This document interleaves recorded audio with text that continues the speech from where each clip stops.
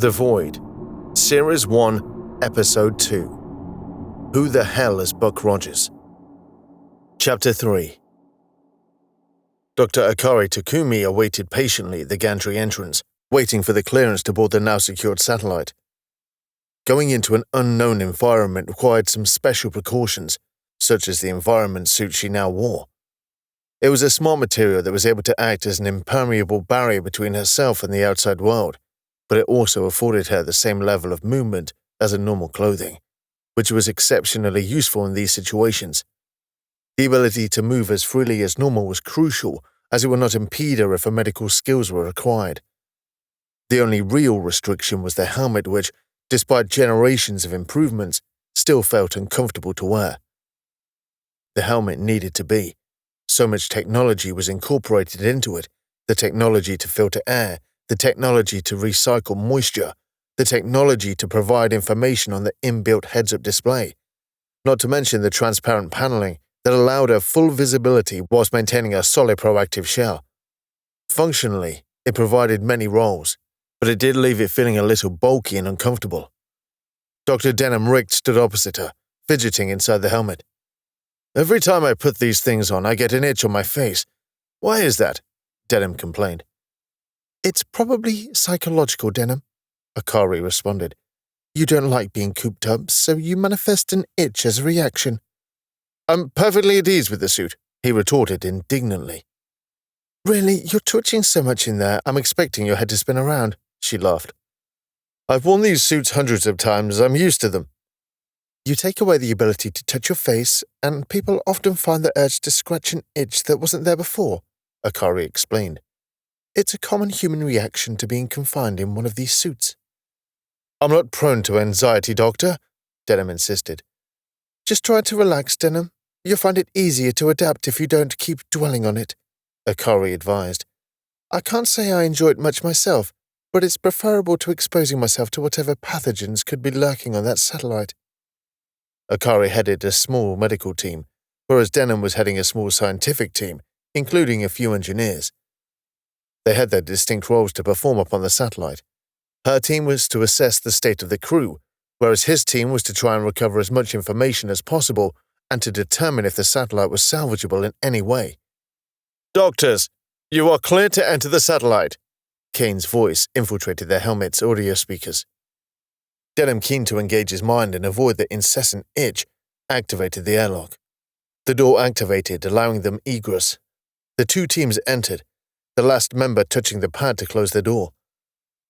The outer pad display offered a few options, which Denom diligently activated. The oxygen was sucked out of the chamber, leaving them dependent on the environment's suit supply, which was largely maintained by recycling internal air, as well as some condensed supply pouches located in the back of the suit. Eventually, the outer airlock door opened, revealing a corridor shrouded in darkness. "Mr. Nadiro, has the Liberator's power been connected to the satellite yet?" "Yes, Doctor. Hold on. Just let me activate it." Within a few seconds, light started to flicker into existence, casting a pale blue light on the surroundings. The corridor could be seen curving into the distance, following the outer ring of the satellite. Although they were walking along a horizontal axis, they were entering the ship through the floor, on a horizontal axis. Normally, the outer ring would spin around, providing some gravity through the Coriolis effect.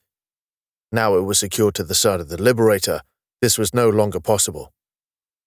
"This design looks pre-artificial gravity," Denom commented. "If it is indeed pre-expansion, it would certainly be pre-artificial gravity," Akari added. Artificial gravity was one of the great technological leaps forward, though the term was a bit of a misnomer. Technically, it was real gravity warped into channels through some ingenious technology and advanced materials.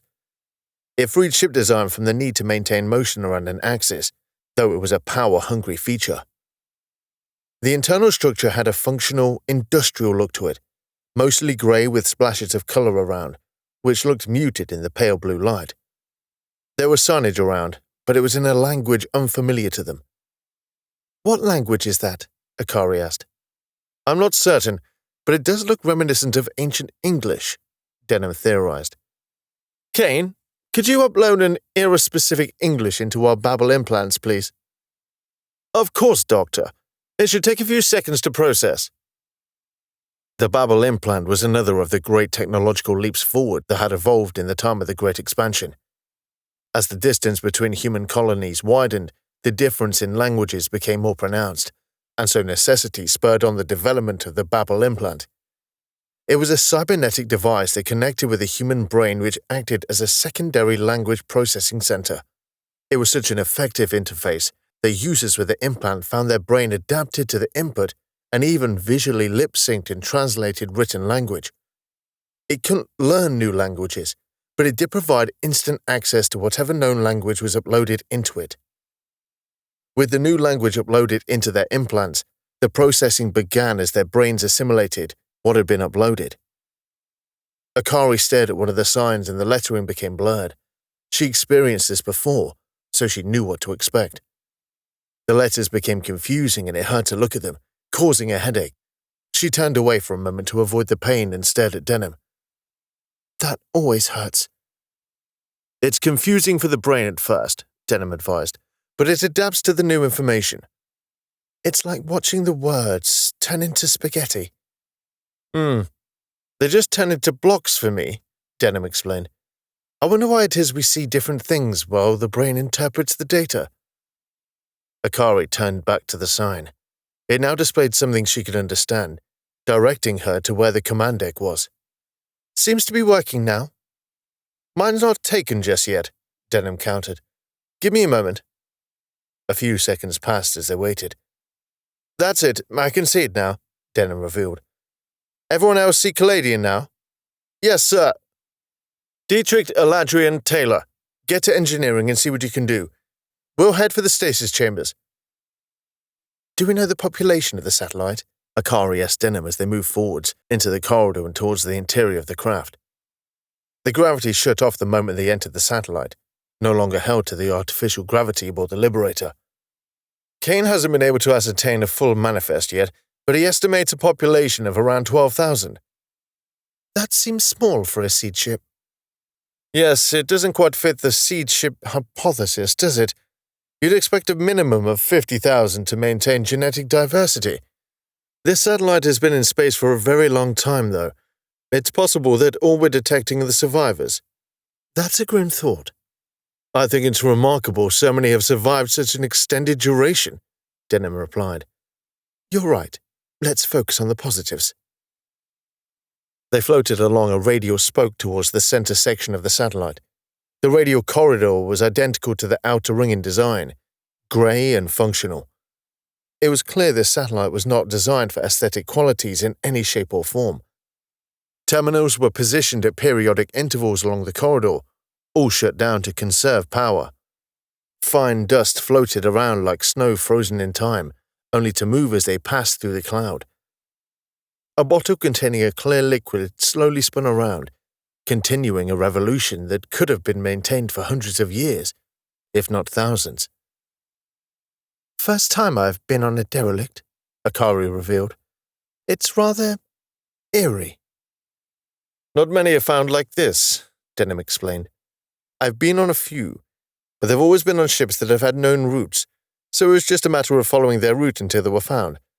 This is the first I've been on that I didn't know about before we discovered it. It's certainly the oldest. The age of the station. If the crew can be revived, they should be considered as resurrected, Akari noted. It's going to be a terrible shock to them. No doubt. It's going to be difficult for them to adapt and require a long rehabilitation process, but it still beats being dead. I'd hate to think what it must be like, to wake up and find everything has moved on without you. Moved on so fast that you barely recognize the culture you've woken up in, Akari mused. We do what we can, Denom stoically shrugged. I don't think the ancient world really considered what it would be like. In their defense, it was the only way people could last long enough to see any given destination, Akari countered. And humanity was pretty desperate in those days. You clutch at whatever straws there are when you're desperate. Maybe. Didn't leave the best of legacies, though. They arrived at the end of the radial corridor and entered the main hull of the satellite. A map on the wall gave a handy illustration of how the structure was designed. It appeared that there was a core made up of a series of hexagonal chambers that tessellated around the command center. In the outer chambers there were functions like medical and living areas, but the majority were dedicated to the storage of stasis pods. "Good functional design," Denom commented bluntly. "Where do we start?" "It looks like the chambers are all identical. Might as well start with the closest," Denom decided. "Miller, Gendel, go to the command center and let me know if there are any environmental or structural integrity concerns. Look for any archives as well, but bear in mind that they could be on some ancient backup media." "We're not prioritizing the command center?" Miller asked. "The people come first," Akari determined. "We do the triage first, rescue who we can, then we can dedicate more time to the why and how of things." "You two just make sure there's no nasty surprises waiting for us." Miller acknowledged the reasoning without question, and the pair started making their way towards the command center. Akari, Denom, and the remaining scientists and medical staff located the nearest stasis chamber and floated towards it. The nearest chamber was accessed through medical, which was convenient, as it gave them a few tools within easy reach, should they need them. Not that Akari was comfortable with what she saw. There was far too much dedicated towards invasive solutions. The entrance of the first stasis chamber required some gentle coercion, but it opened without too much trouble, and they clambered through the aperture. Inside the hexagonal shape was a massive array of coffin-shaped containers jutting out of the walls like stalactites. There must have been hundreds in each surface, each one containing a single human being. There was a gap in the center of the chamber containing a terminal that was joined to each of the walls. There wasn't a lot of room to maneuver, but enough. The chamber was designed to be as small as possible, while still housing a vast number. It was a clever design, taking inspiration from honeycomb, but extrapolating into further dimensions. Rather depressingly, Akari could see an awful lot of red blinking lights. Even without knowing what they might portend, there was only one reason why red was used. Even as a rough head count, it looked like a third of the containers were red. Still, this meant 2/3 were still green, and possibly recoverable. Akari propelled herself to the center terminal and secured herself into the seat, and seat was a broad term for what was effectively a harness. Now there was a steady power supply into the ship. The console should power up with a little cajoling. She found a restart switch and flicked it. It all looked somewhat antiquated, but not that different to what she was familiar with. The screen flickered as it sprang into life, displaying hieroglyphics momentarily before Akari's babble implant started translating for her. "Is it working?" Denom asked whilst he prodded on the containers. "Yes, seems to be. Not sure about how to navigate with this, though." Akari prodded the screen at various options. The screen updated as she did so. It took a few attempts before she found her way through the menus on the interface, though she didn't understand some of the terms used. The term status was self-explanatory, though, so she selected that. A screen appeared with what appeared to be an inventory of the chamber. "Ah, it appears we have names," Akari observed. "Kane, have you found this yet on the network?" "Not yet, Doctor. It seems a number of systems were isolated, possibly the result of power failures. Give me one moment and I'll see if I can access this terminal." Akari noted the displays for each container and selected a few in turn, finding some details about each of the occupants. It appeared that more than a few of the occupants were sick when they entered stasis. This did tie in with the Hela ownership of the satellite. In the early days of their existence, the Hela Corporation was a pharmaceutical company, the biggest supplier of medical equipment and consumables in human history. They still did have a focus on pharmaceutical matters, only with a less benevolent purpose. As she went through the life containers, she went into triage mode, already cataloguing who needed to be extracted and dealt with first. Not that there was any real urgency with someone in stasis, but it was just an automatic response. "Downloading the data," Kane interrupted her thoughts. "There appears to be a complete manifest for those in that chamber. It looks like each chamber was designed to be a separate entity, if need be, probably intended as a means of building contingency into the design." "So we're just going to have to visit each chamber in turn and reboot it?" "Yes, Doctor." "How many chambers?" "There are 100 chambers in total." Denom, triage each chamber in turn, or go through all chambers and compile a list, then perform triage. Akari was thinking whether it was more efficient to do each chamber in turn, which would mean less time spent on surveying, but it could risk the life of someone in a distant chamber, or would it be more effective to survey people first and find any priorities early on? They've been in deep space for 1.5 millennia. I don't think it's going to make much difference which way we do it, Denom answered. Doctor, it appears we have a container in a critical mode. Which one? Wall F, row 3, column 17. Akari looked around for the references Kane mentioned. She could see references on the wall and started counting inwards from the edge. Sure enough, she spotted a single amber light amongst the green and reds. She started flicking through the menus on the terminal and eventually found the appropriate inventory entry. Says the name is Carter Vincent. Date is pre-expansion. Akari tried deciphering the data, but it was in the old calendar, the one linked to the origin planet. It bore little resemblance to the modern metric calendar. Even the Triskel calendar was different, despite having a similar cycle to Earth. The date is 2,000 years ago, Kane explained. Give or take a decade. Seems he was suffering with a rare form of cancer. Terminal diagnosis given. Looks like... Oh, this is treatable. What's the problem with the container? The error isn't particularly helpful. It's just stating that the integrity of the container has been compromised, but doesn't say how or why. Denom jumped from wall to wall until he located the container. Nothing obvious wrong with it.